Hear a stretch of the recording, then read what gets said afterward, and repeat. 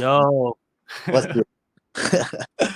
Sorry, Oh, 10 oh, minutes late, but we're talking about the card, and I was just about to get into it, man. So I guess you're perfect timing. what's that? I You're mean, getting the card, last week's card, right? yeah, last week's card, and I was just about to get into Garry Tonon and Shamil Gasanov. Let me let you talk, man. Like, what'd you think of how that fight played out? I mean, it couldn't work any more better for Garry. Shamil came in. I felt like he wanted to prove Garry and everyone wrong by kind of like grappling with Garry, where he could have just used his wrestling just to, he was already piecing him up and hurting Garry on the feet and like when he had top control. And yeah, bad game plan by Shamil. But Garry got away, and the rest is history. Yeah, well, at the beginning of the second round, Garry came out and threw a little decent combination, right? It was like 3 blind kicks with a straight right hand and fell Yeah. into a takedown. Yeah. But he landed though, right? Like I think Yeah, Shamil was shocked. that right hand was money, man. He hit the right spot, and Shamil ducked down and fell into his guard. Yeah. And what's crazy to me about that, because I was watching it ringside, that Shamil just he just stayed there. He didn't like have any urgency in that position, and it tripped me out. Like, does he know some secret way of getting out of that position? Because like he just was there, and then Garry just made like that little. He just kind of like flipped him over, and then extended out, and then it was over. He screamed, dude. Like I was like shocked. Did you watch the close up One Championship close up video? You heard 2 pops. It was like pop, and then he screamed. Okay. Yeah, dude. I was thinking the same thing. He sat there.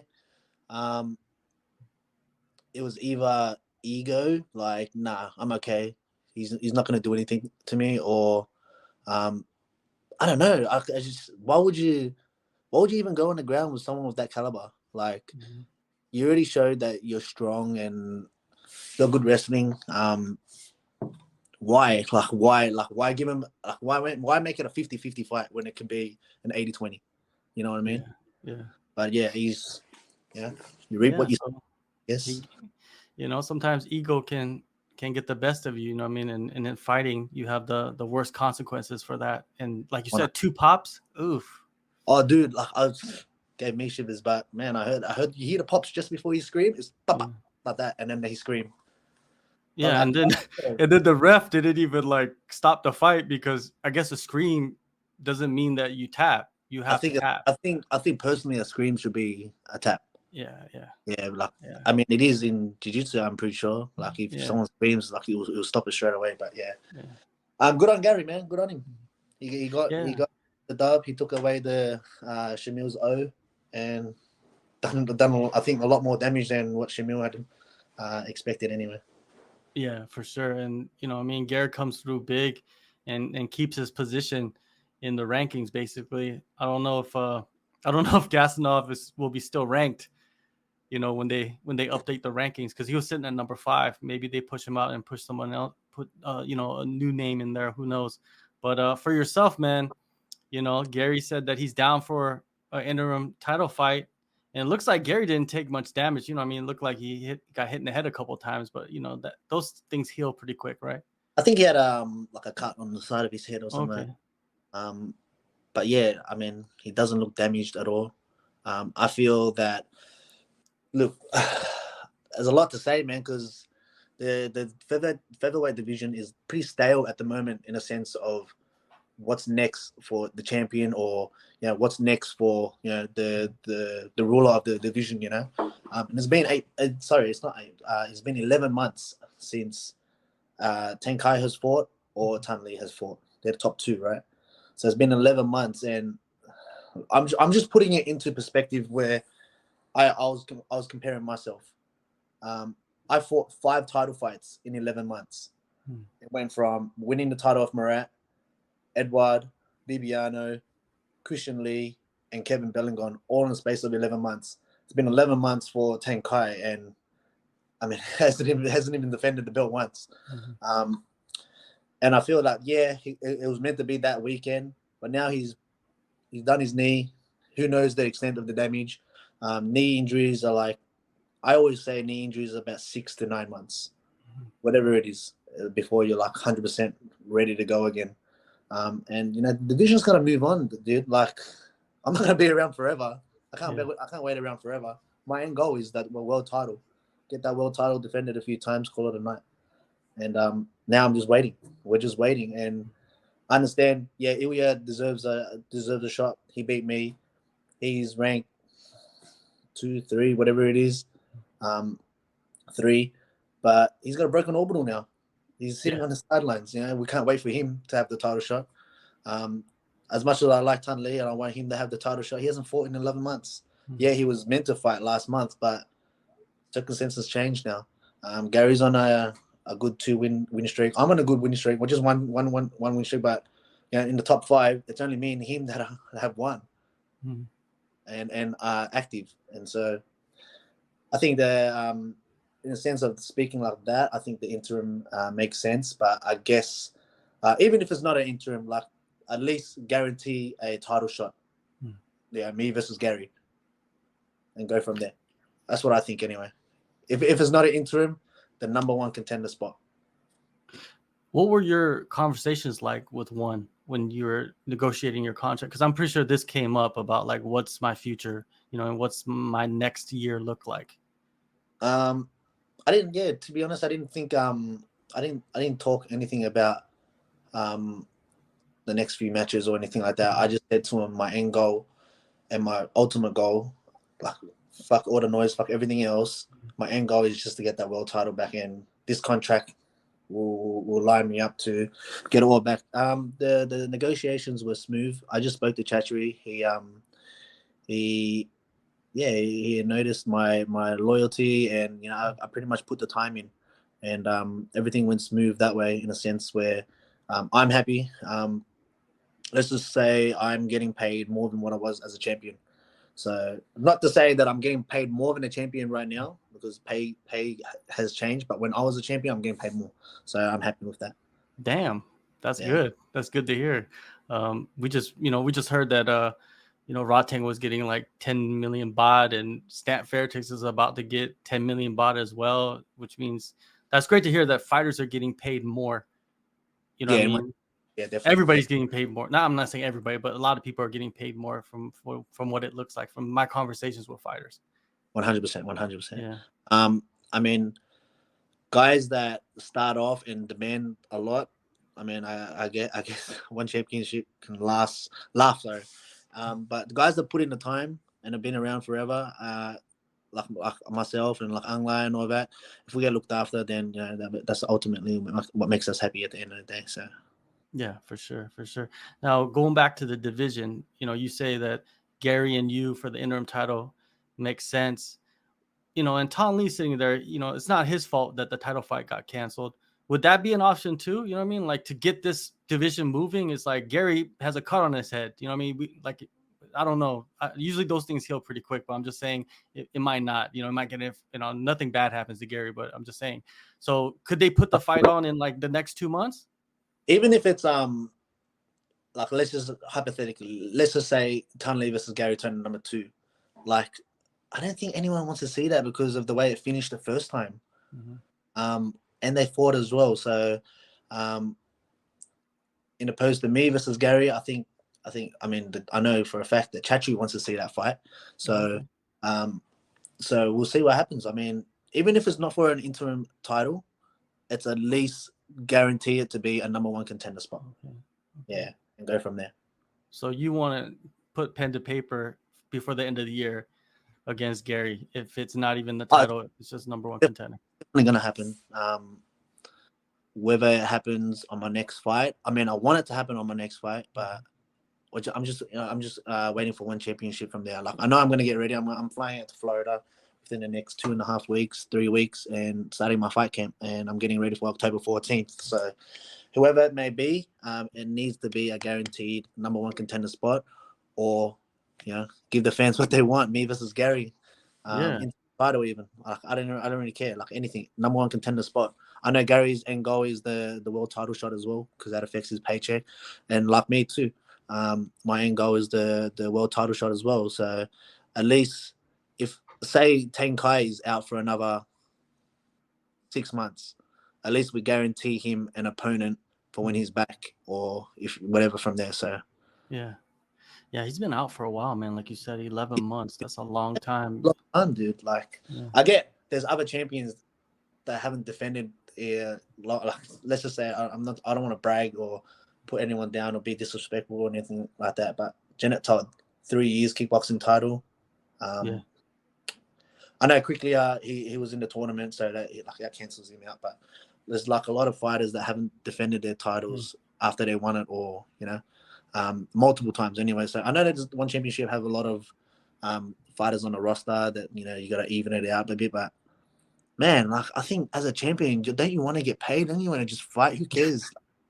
Like when I beat Jadamba, I was back in the cage within 3 months. Like against Mashishima, like I didn't really care. I just wanted to keep the ball rolling and keep fighting and get paid and go from there. To be fair though, like at that time, you were like one of the like Mount Rushmore fighters for the promotion. Like you were the go-to guy, one of the go-to guys. You know what I mean, for the promotion. I was literally like I was putting, even though they didn't have rankings then, I was putting everyone in my head like 1, 2, 3, 4, 5. And after I beat Murat and I had my little stint at bantamweight, whatever, I went from after I beat Christian, the next one up. Who's next? Jadamba was taking out 2 other guys. Okay, let's give him a shot. I want to fight Jadamba. And the next one after that, Mashishima knocked out Murat. I'm like, okay, I want that Japanese guy, Mashishima next. And I was like, literally, I was pinpointing my camps. I would know the dates of the events. And I go, I want that date. I'm going to be ready for that date. You guys, this is the next opponent who I want to fight. I'll give 1, 2, and 3 options. Tan Lee was on the option between Mashishima and Tan Lee. And they gave me a Mashishima. I was like, perfect. And then after that, I was like, okay, it was between Mashishima and Tan Lee. So Tan Lee beat Boku, I think it was. Boku. And then I was like, okay, it's going to be a Tan Lee fight. And then, so that was I think around August. I fought Mashishima, and we were meant to fight. I was meant to fight Tan Lee March or April, and then COVID took over, and then that got delayed, and then we ended up fighting like later in 2020 or something like that. Yeah, I think some people don't realize there's so many moving parts to putting a fight together. You know what I mean? Like there's injuries, there's money, there's contracts, there's timing. Timing is I think the most important, right? Like if you guys can line up at the right date at the right time to have a fight. So I guess that's what One Championship is going to do right now is they're thinking like, what do we do with these 3 guys? Because you're the 3 guys. Everybody else is kind of framing off, like you said, his orbital's broken. I saw him after the fight in the hotel. His face was not looking good at all, man. It was like in the corner. It was in the corner. It didn't look bad at all. Like I thought he relatively came out of that fight like unscathed, and like he's definitely going to be the next person getting that title shot. And then when he got interviewed, I was like, whoa, what happened to that eye? Like literally, I was like, whoa, where'd that come from?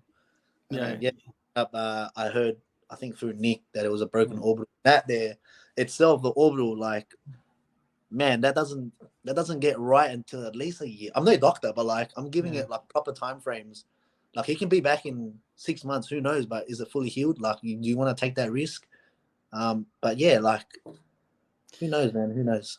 It's in a weird spot too, because it's like on the inside of his eye. Like usually you see orbital fractures like up here, up on the outside, but his is like on the inside. Yeah, it's a weird spot. He's like, what can you do? I was talking to him at the hotel in front of the elevator. But yeah, man, like if he wasn't, injured, like he would be somebody that's plausible to fight Tan Lee or somebody. You know what I mean? For it would even be like Nguyen versus Garry Tonon for the interim. Like those are the 2 guys. Like it would make sense, but he's injured, and Shamil just lost.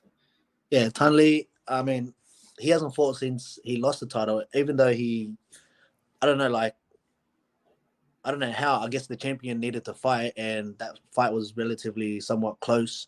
That's why they gave him another shot. But I don't know. Just watching all the other fights is unheard of. People getting the rematches unless you have, DJ privileges or I don't know. Like with all these champions that lose their title, they don't get rematches straight away. Like when Angla lost to Renier, he didn't get a rematch.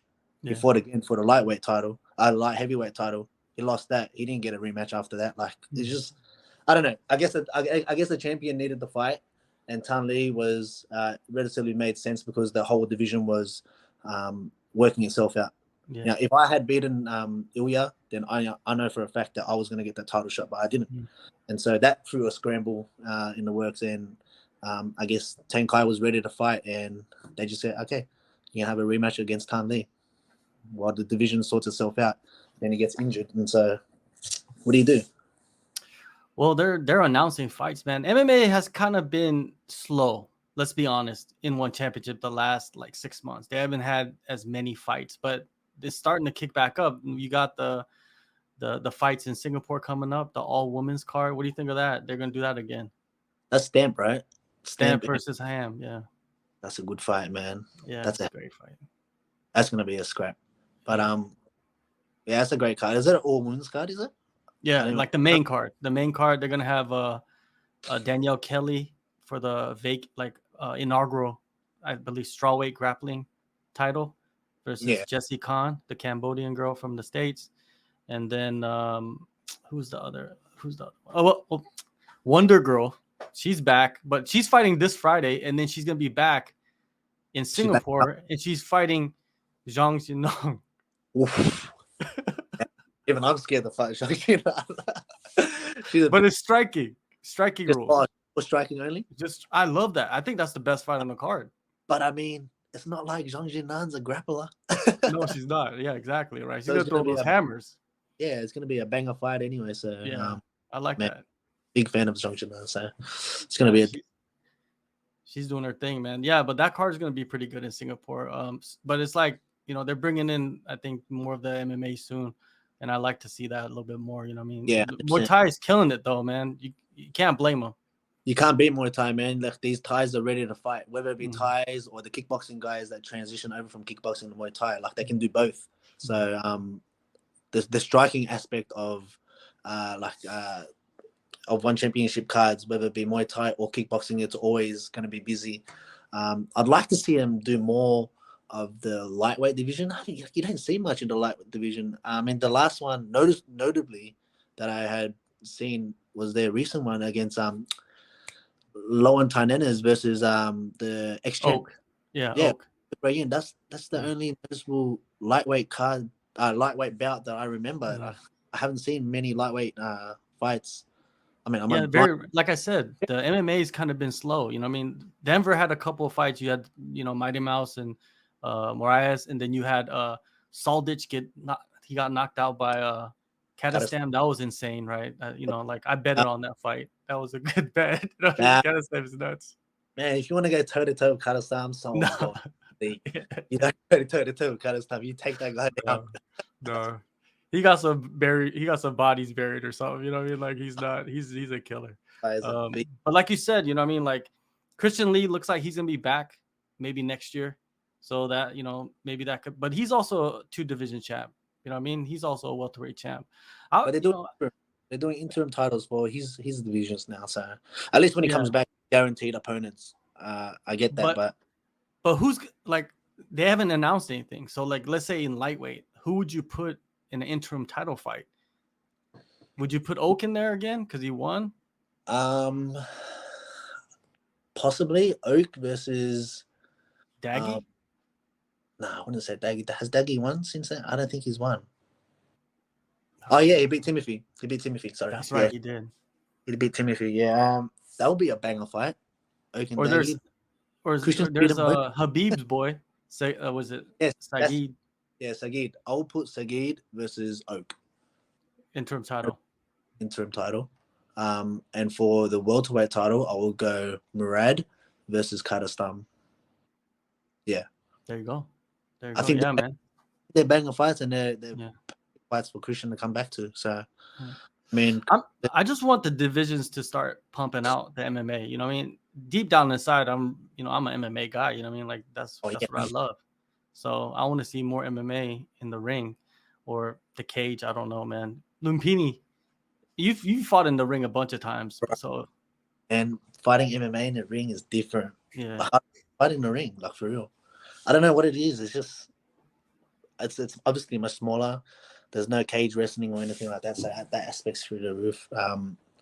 But man, I don't know what it is. It's just the atmosphere and just I don't know. Fighting in the ring is just it's different. It's that white canvas too. It makes it weird, like different. 100%, man, 100% the white canvas. I don't know, man. There's just something about fighting in the ring that just does it for me. Like I know when I go out there, I'm excited.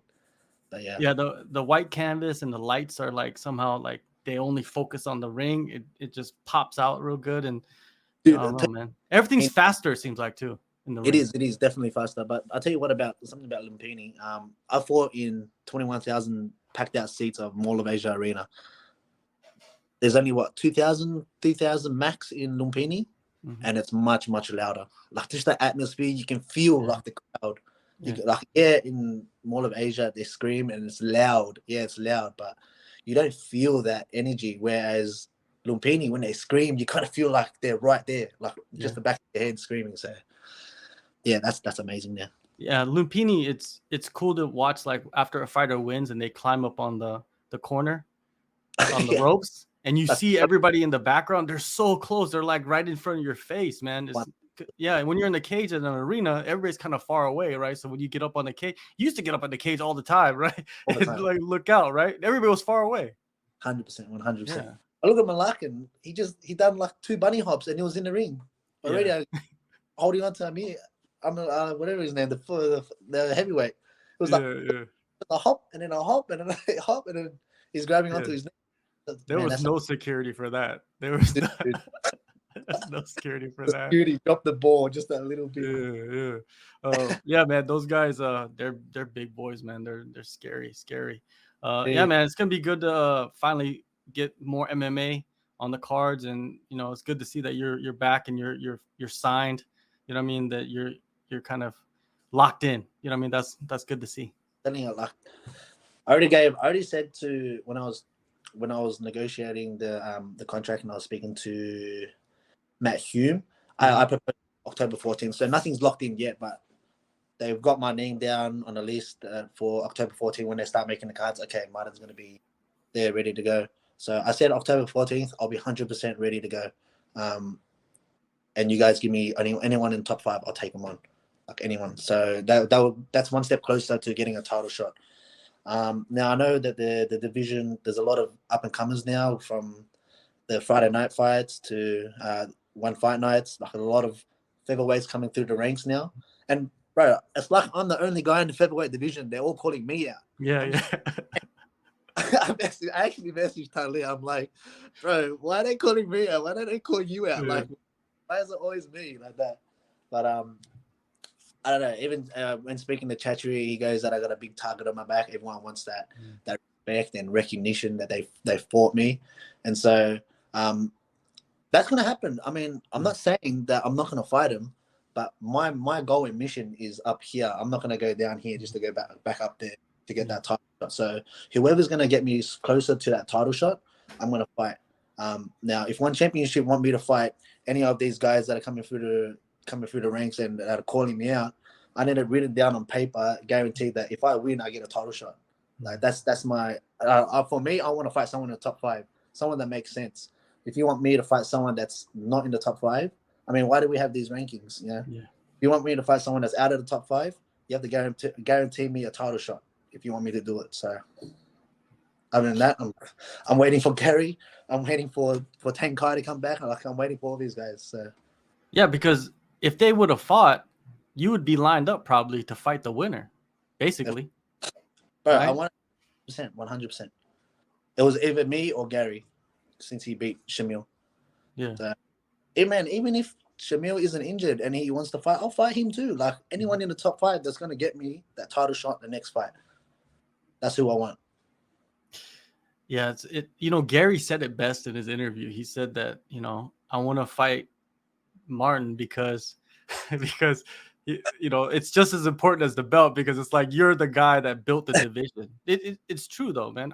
The division is, I don't want to talk myself up on anything, but the division was at a stage like built around me because I was the double division champion. Yeah. All it's these people. Truth.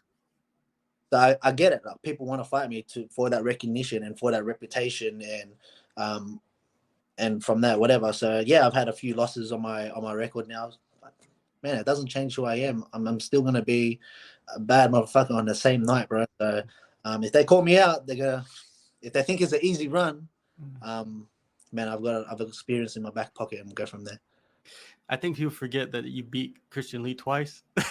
Did people forget that? Did they forget?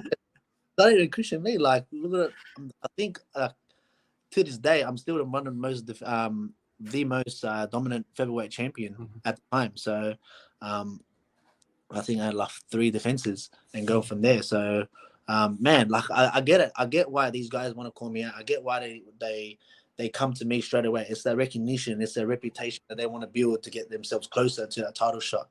As I said, man, if you're in the top 5, I want you. That's it. Yeah, people can say, yeah, you talk about rankings, but what are the rankings for? I'm not gonna go fight someone who's had a debut. It's not. I'm just gonna get me nowhere. Yeah. I didn't care about that no more, man. I just want to fight someone that's gonna get me closer to the top, and go from there. There you go, man. There, you said it, man. There's nothing else really more to say about it, right? Like, oh, that's what I want to do. I'm thinking about myself now. I want that title back before I call it ends. That's it.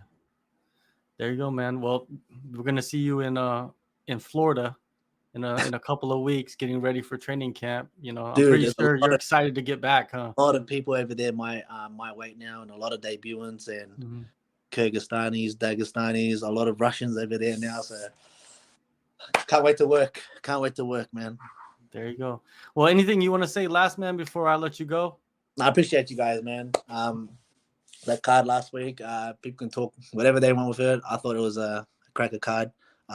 For myself anyway, it kind of made the division make a bit more sense and go from there. But appreciate you, John, as you're always. Nick doesn't deserve a holiday. The guy doesn't work hard enough. No, but I see you guys fight week, man. Did you guys used to call him Ed Sheeran? Yeah, Ed Sheeran. Dude, he showed me a photo of me and him. Honestly, like, I'm not being rude. I'm very bad with faces and names. And I think I started only talking to Nick more recently as of maybe 2022. At the start of 2022, end of 2021. I think around that Kim Jae-woong fight anyway. But he showed me a photo back in 2019. And I was like, shit, I didn't even know that was you. He goes, hey, that's me and you. I was like, how did I only just see this? But what a guy, man. Amazing guy. He's the guy that's putting in work for one championship, man. He's putting in work. 100%, man. Good on him. For the fighters. I'm happy for him. Yeah, man. Take care, and yeah, man. I'll be in touch, man. We'll definitely talk again. You know, real soon. Take care, bro. Talk to you soon. Hey, what's going on, everybody? Dom Lau here from One Championship. You are tuned into the best damn martial arts news outlet anywhere in Asia. SCMP Martial Arts, baby. Give them a follow.